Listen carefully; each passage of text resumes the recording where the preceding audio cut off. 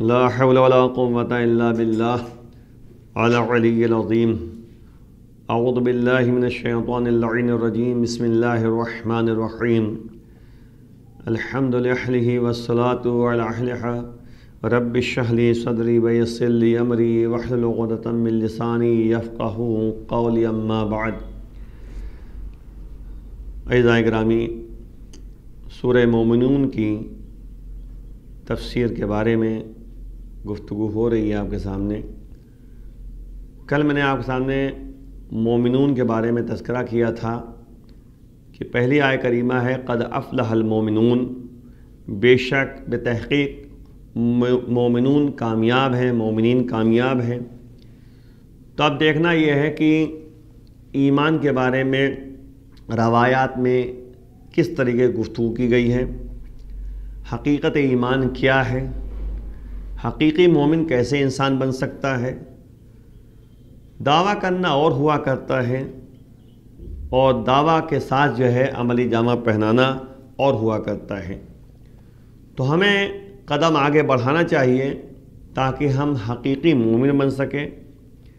جس طرح سے قرآن کی آیت ہم نے آپ کے سامنے پڑھی تھی کہ وَإِذَا تُلِيَتْ عَلَيْهِمْ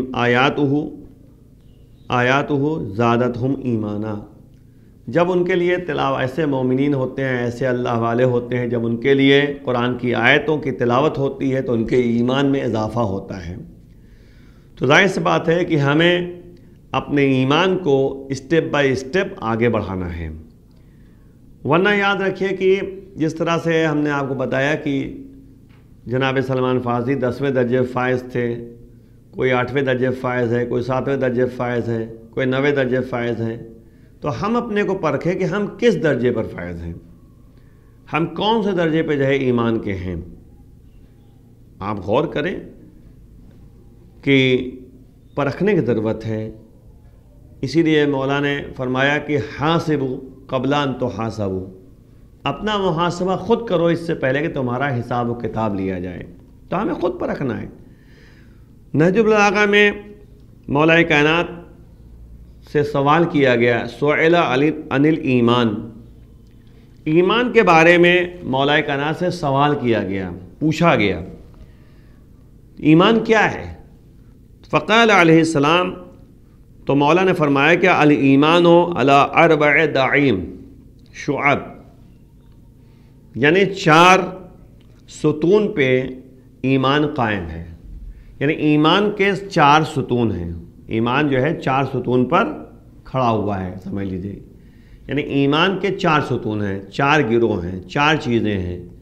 ان میں سے اگر ایک چیز بھی اگر ہٹ گئی تو سمجھ لیجیے ایمان جو ہے کمزور پڑ جائے گا. تو ایمان کو مضبوط کرنے کے لیے ان 4 ستون کو پیش نظر رکھنا ہوگا. علی الصبر والیقین والعدل والجہاد.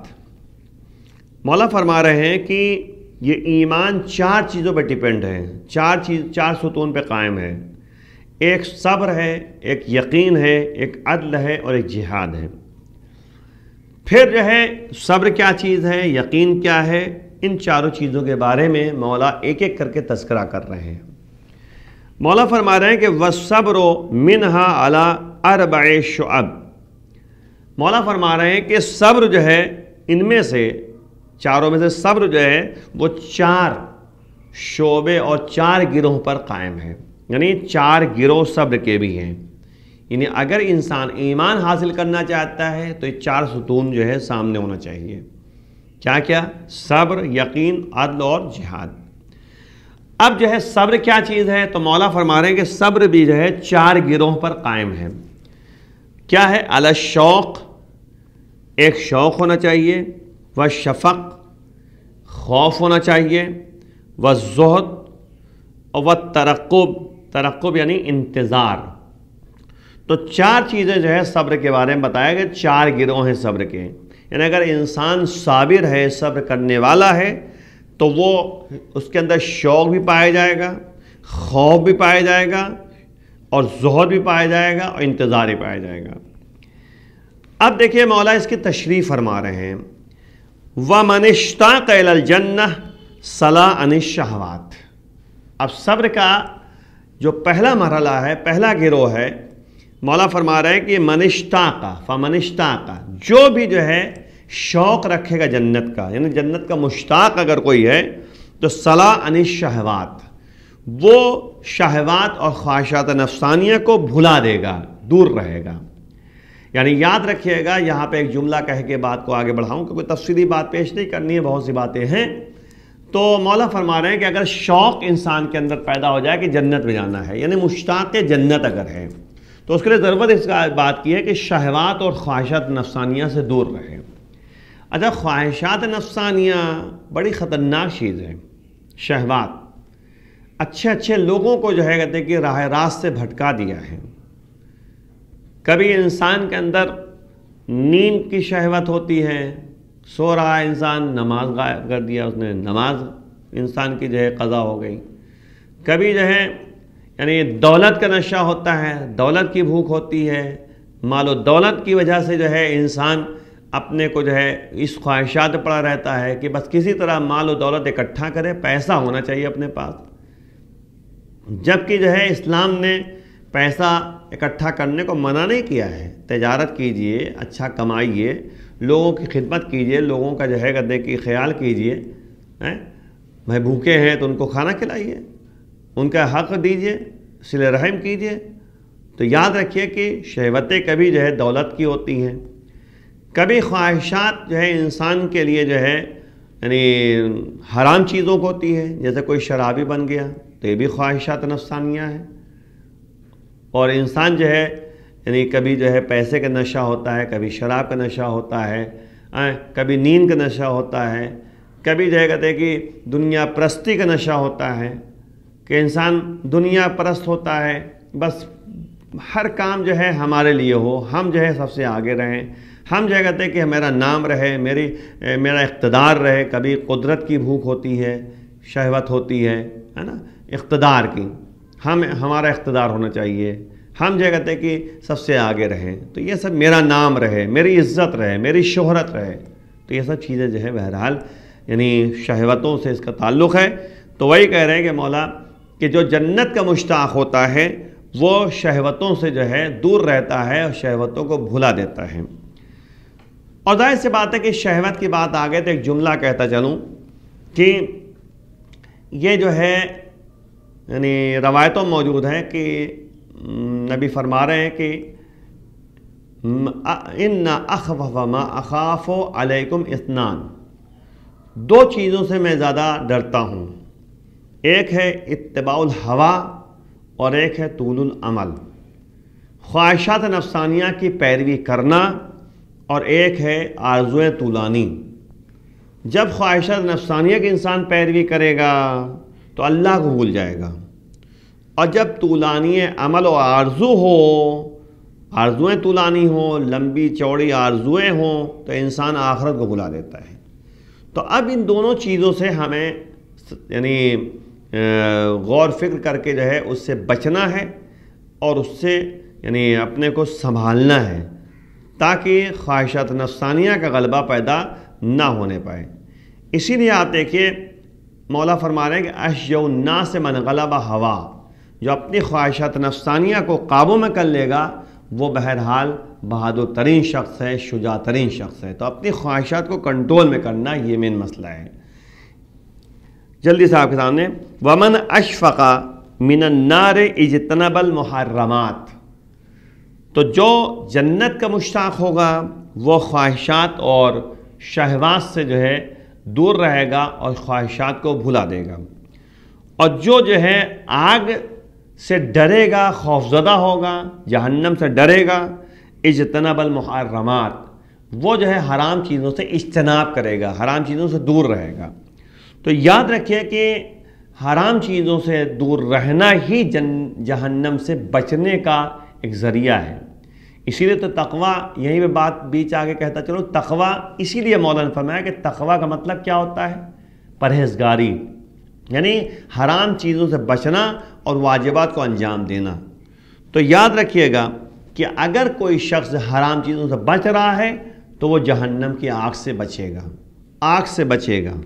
تو وہی ہے کہ مولا فرما رہے ہیں کہ من اشفق من النار، جو آگ سے خوف زدہ ہوگا، جہنم سے خوف زدہ ہوگا، وہ بہرحال جو ہے محرمات سے جو ہے یعنی اپنے کو بچائے گا، حرام چیزوں سے بچائے گا، حرام چیزوں سے دور رہے گا۔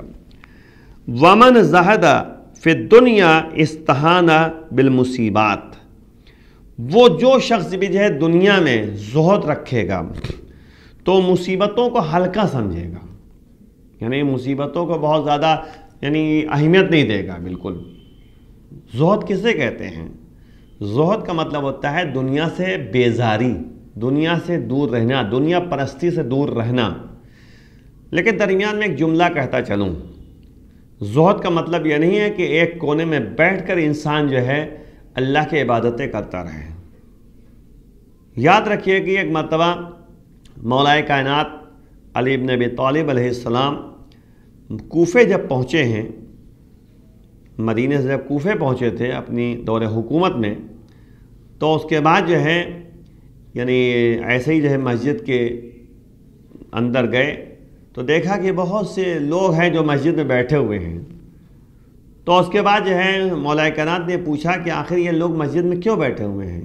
نماز کا وقت تو ہے نہیں۔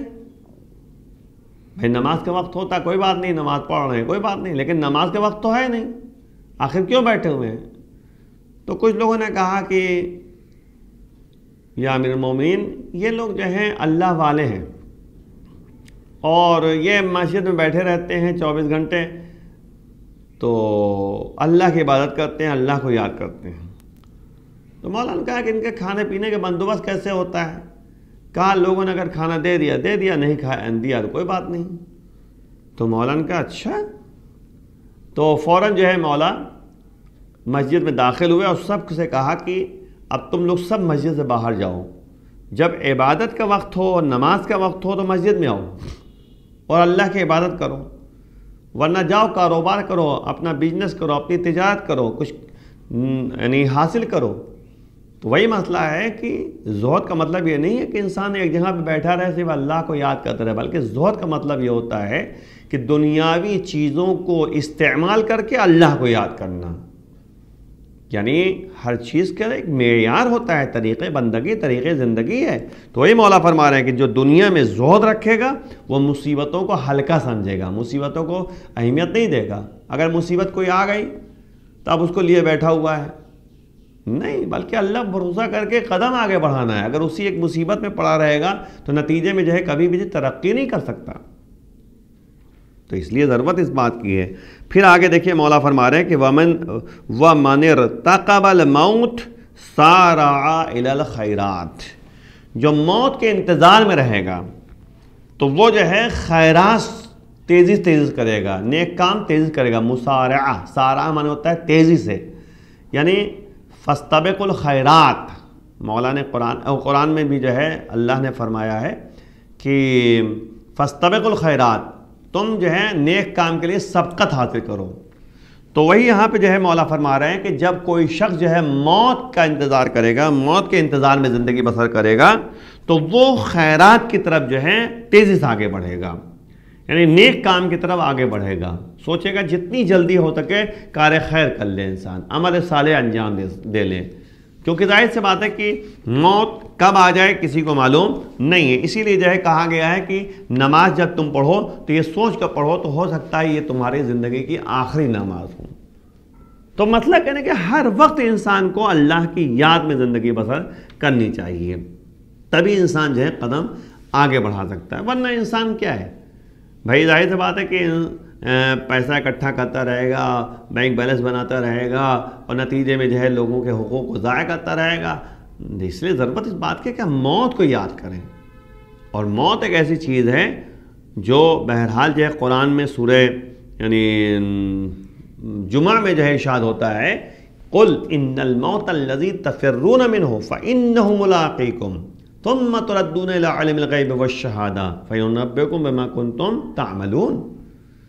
اے میرے حبیب کہہ دو کہ بے شک موت جس سے تم بھاگ رہے ہو، فرار کر رہے ہو، بہت سے لوگ جو ہے موت سے فرار کرتے ہیں، اللہ کہتا ہے نہیں، موت سے جو لوگ تم لوگ فرار کر رہے ہو، ان الموت الذی قل ان الموت الذی تفرون منہ، جس موت سے تم بھاگ رہے ہو، فإنہ ملاقیکم، یہ تم سے ملاقات کرتی رہے گی، اس کے بعد تمہیں پلٹایا جائے گا عالم غیب و شہادت کے پاس، یعنی پروردگار کی بارگاہ میں، اس کے بعد تمہیں خبر دی جائے گی جو کچھ تم نے دنیا میں انجام دیا ہے۔ تو اسی لیے مولا فرمانے ہیں سارع الی الخیرات، وہ کار خیر کی طرف آگے بڑھتا ہے، عمل صالح کی طرف آگے بڑھتا ہے، پیچھے نہیں رہتا، کار خیر انجام دیتا ہے، نیک کام انجام دیتا ہے، اعمال صالحہ انجام دیتا ہے، کیونکہ روز قیامت اس کے سامنے اعمال کو پیش کیا جائے گا۔ یہ تو صبر کے بارے میں مولا نے فرما دیا۔ اب جو ہے یقین کے بارے میں جو دوسرا قطع ستون ہے، مولا فرما رہے ہیں کہ والیقین منہا علی اربع شعب، یعنی یقین جو ہے ان میں سے چاروں میں سے یقین بھی جو ہے 4 شعبے اس کے ہیں، 4 گروہ اس کے ہیں۔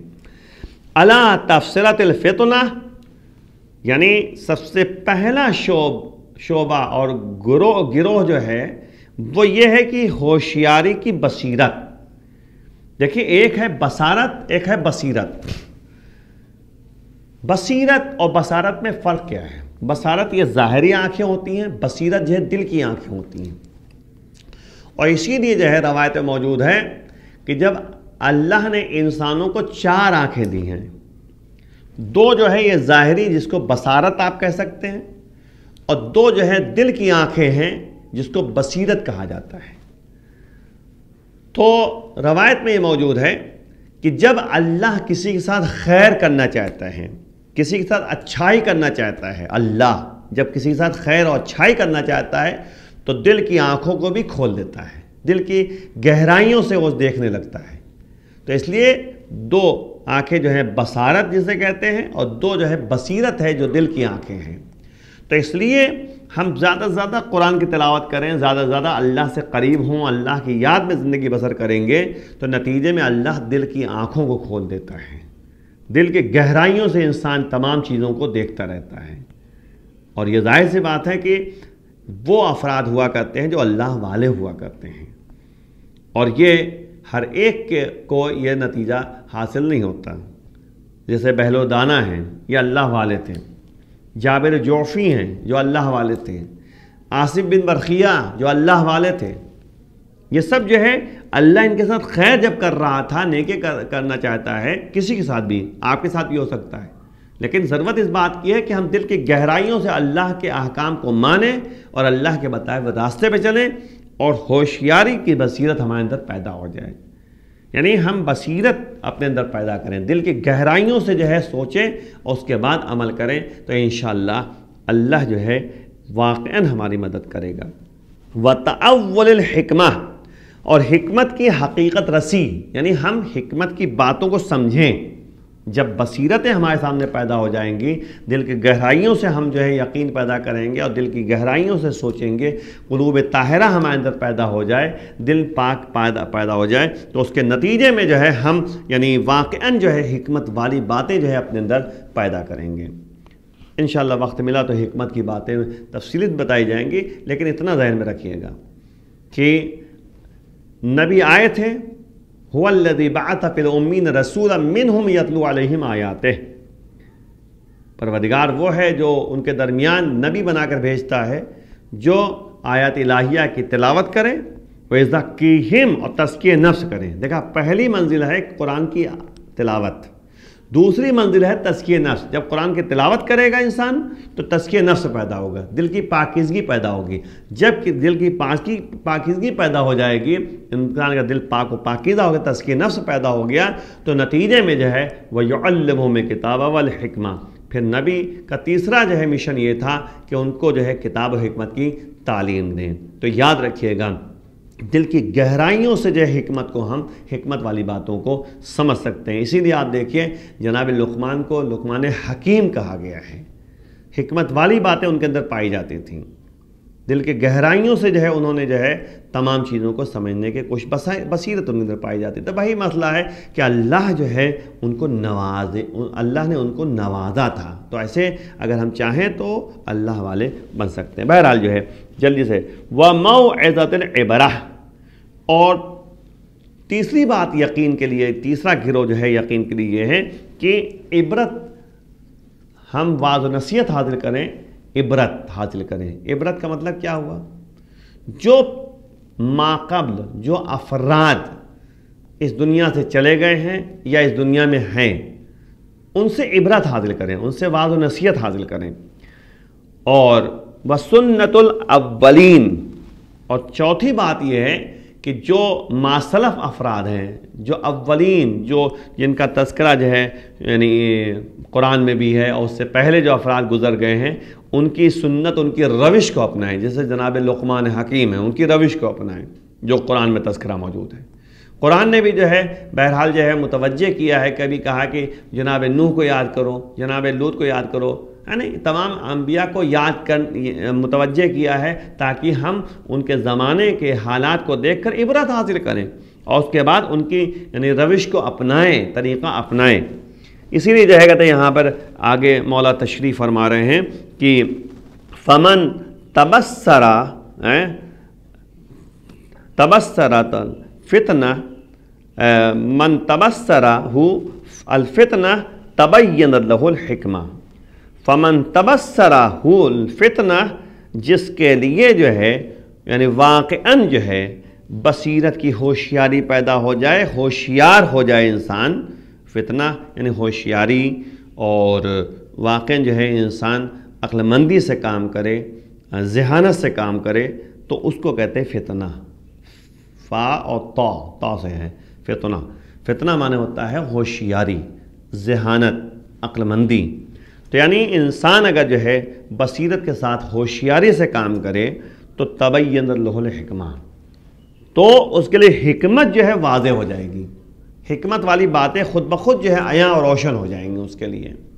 انسان واقعی دل کی گہرائیوں سے جو ہے باتوں کو خود بخود جو ہے اس کا حل جو ہے پیدا کر لے گا۔ یا اللہ کی واقعاً جو ہے ایک نعمت ہے، اللہ کی طرف سے عطا ہے، جو ہر ایک کو جو ہے دیکھی عطا، یہ بات یعنی یہ عطا جو ہے حاصل نہیں ہے، ہر اس کو حاصل ہے جو دل کی گہرائیوں سے اللہ کے بتائے ہوئے راستے پہ چلے اور سوچے، اس کے بارے میں فکر کرے اور تفکر کرے، تب جو ہے ہو سکتا ہے۔ اسی کے آگے دیکھیے وَمَن تَبَيَّنَ لَهُ الْحِكْمَةُ عَرَفَ الْعِبْرَةَ، اور جس کے لیے حکمتیں جو ہے بالکل واضح اور روشن ہو جائیں، حکمت والی باتیں، تو وہ جو ہے عبرت والی باتوں کو پہچان لے گا۔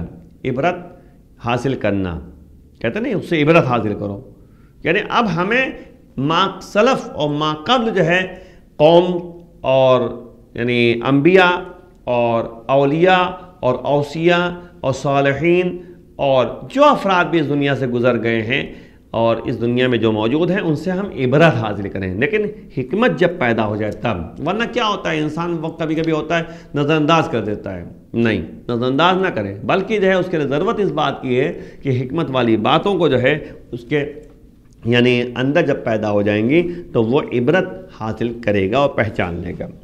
پھر آگے جو ہے فرمایا جا رہا ہے وَمَنْ عَرَفَ الْعِبْرَةَ فَكَأَنَّمَا كَانَ فِي الْأَوَّلِينَ، جب عبرت والی باتوں کو جو ہے یعنی پہچان لے گا تو ایسا ہو جائے گا جیسے وہ پہلے ان لوگوں کے ساتھ تھا، یعنی صالحین کے ساتھ تھا۔ کیوں؟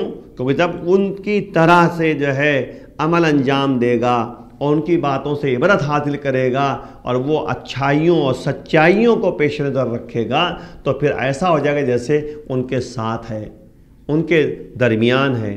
اس لیے ضرورت اس بات کی ہے کہ ان تمام باتوں کو پیش نظر، یقین کے 4 شعبے ہیں۔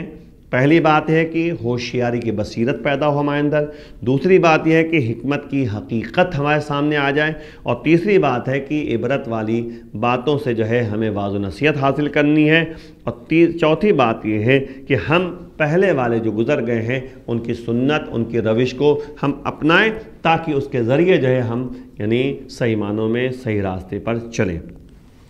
اس کے بعد جو ہے مولا نے جو تیسری بات بتائی ہے عدل۔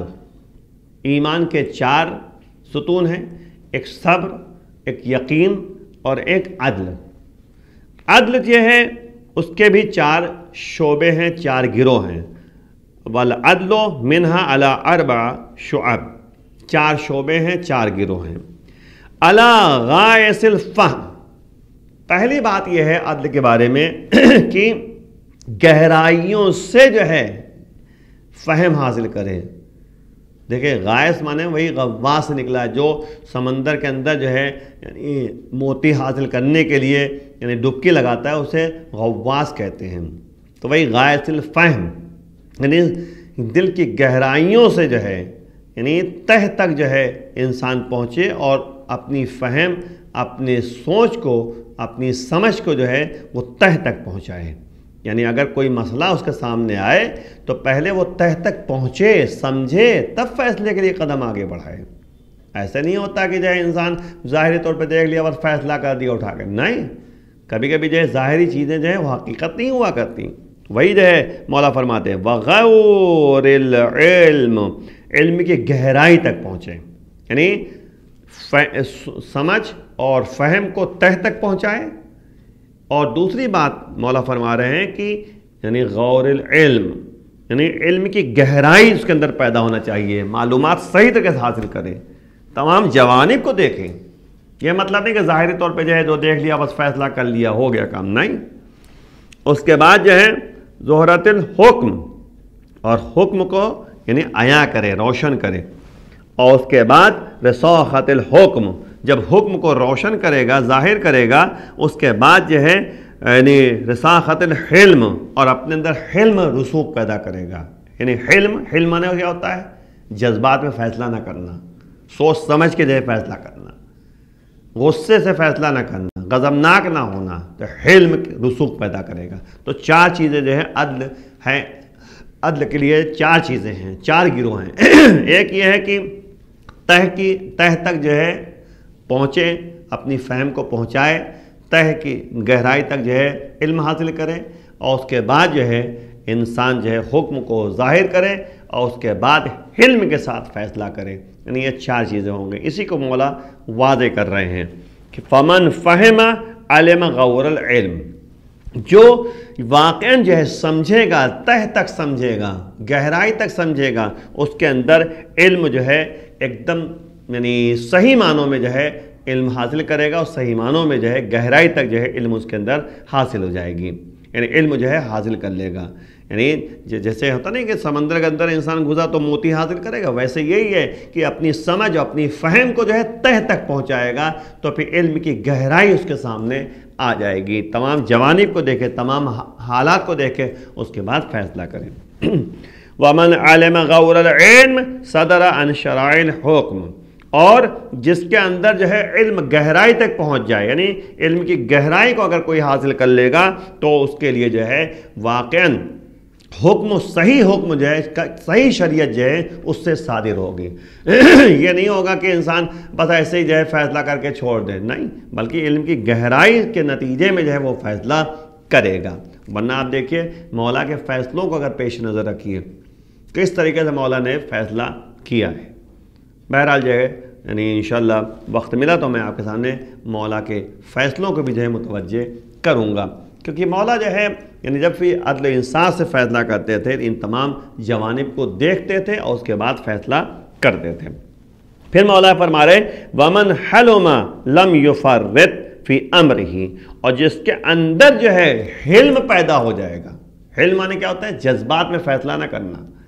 حلم مانے ہوتا ہے غصے سے فیصلہ نہ کرنا، غضبناک نہ ہونا، ضبط کا مادہ پیدا کرنا اپنے اندر۔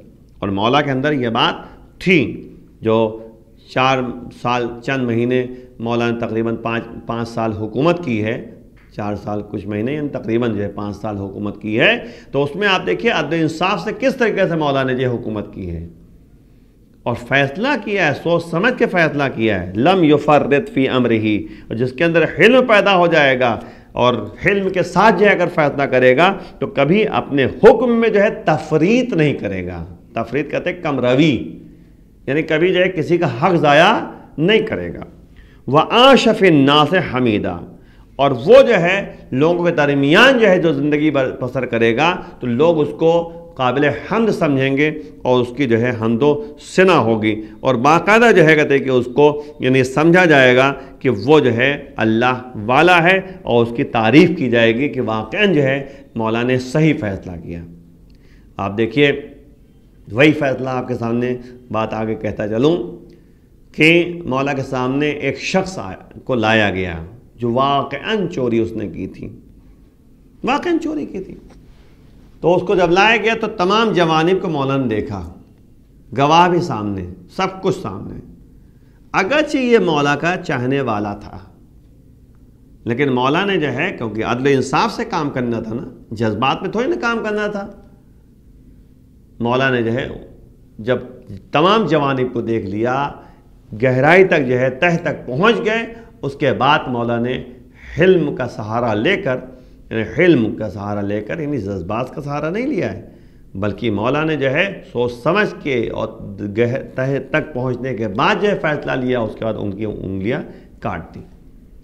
تو جب انگلیاں کاٹ دیں تو اگرچہ مولا کا چاہنے والا تھا، انگلیاں کٹ گئی تھیں، لیکن پھر بھی جو ہے مولا کیا چاہنے والا ایسا تھا کہ وہ تعریفیں کرتا ہوا چلا جا رہا ہے۔ وہی ہے نا کہ عاش فی الناس حمیدہ، جو حق پرست ہوگا وہ جو ہے ان کی تعریفیں کرے گا۔ تو یہی ہوا کہ جب مولا نے جو ہے فیصلہ سنا دیا اور انگلیاں کاٹ دی، اس کے بعد جو ہے وہ جا رہا ہے تو تعریفیں کرتا ہوا جا رہا ہے کہ واقعاً مولا نے جو ہے ہمیں گناہوں سے پاک کر دیا، اور باقاعدہ جو ہے کہتے ہیں ہمارے پر عدل و انصاف سے فیصلہ کیا اور میرے اوپر جو ہے حکم صادر کیا۔ تو یاد رکھیے گا کہ یہ ایمان کے جو ہے ستون جو مولا نے بتائے ہیں وہ 4 تھے، ایک صبر، ایک یقین، ایک عدل اور ایک جہاد۔ تو یاد رکھیے کہ یہ جو ہے 3 چیزیں آپ کے سامنے بتا چکے آج، لیکن عزیزوں ہمیں واقعاً حقیقی ایمان کو پیش نظر رکھنا ہے تو ان تمام مراحل کو طے کرنا ہوگا، اور جب ان مراحل کو ہم طے کریں گے تب حقیقی مومن ہم بن سکتے ہیں۔ وہی آخر میں ایک جملہ کہتے ہوئے کہ ایمان یعنی دل کی گہرائیوں سے جو ہے یعنی معرفت حاصل کرنا اور شناخت حاصل کرنا اور زبان سے اقرار کرنا اور اعضاء جوارح سے عمل کرنا، یہی حقیقت میں ایمان ہے۔ آئیے مل کے بارگاہ معبود میں دعا کرتے ہیں کہ پروردگار بحق زہرا وابیہ وبالہ وبنیہا ہمارے گناہوں کو معاف فرما۔ پروردگار جو بیماری جو ہے پورے ورلڈ میں ہے، پوری دنیا میں ہے، پروردگار ہر ایک کو اس بیماری سے، اس وائرس سے نجات دے دے۔ پروردگار امام کے اعوان و انصار میں شمار فرما، امام کے ظہور میں تعجیل فرما۔ وآخر دعوانا ان الحمد للہ رب العالمین۔